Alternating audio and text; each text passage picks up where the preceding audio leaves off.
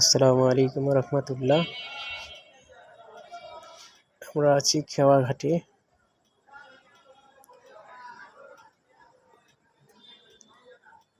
দেখতে পাচ্ছেন মানুষ এই ঘাট দিয়ে পারাপার করে।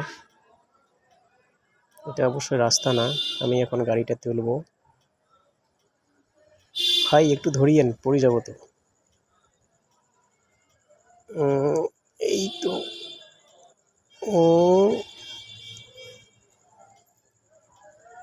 আলহামদুলিল্লাহ, অবশেষে গাড়িটা তুলে ফেললাম।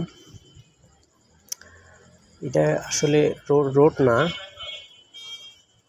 এটা একটা খাওয়া ঘাট, প্রত্যন্ত চর অঞ্চল। এই চর অঞ্চলে যাতায়াত করলে এরকম নৌকা কিংবা ফেরিঘাট, খাওয়া ঘাট দিয়ে পার হইতে হয়। এগুলো আবার পারাপার কষ্ট হলেও আবার মজাই আলাদা। যারা এরকম খাওয়া ঘাট প্রতি দৈনিক পার হয় তাদের কাছে কোনো ব্যাপার না। আর যারা নৌকায় ওঠে নাই, ঢাকা শহর কিংবা চট্টগ্রাম শহর বন্দর এলাকার যারা যেগুলো লোক আছে, তারা হয়তো নদী দেখলে ভয় পায়।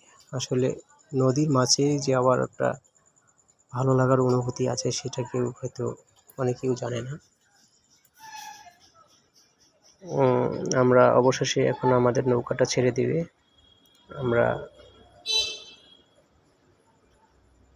নৌকাটা ছেড়ে দিয়েছে, আমরা যাচ্ছি ওই দিকে। তাই সবাই ভালো থাকবেন, সুস্থ থাকবেন। আল্লাহ হাফেজ।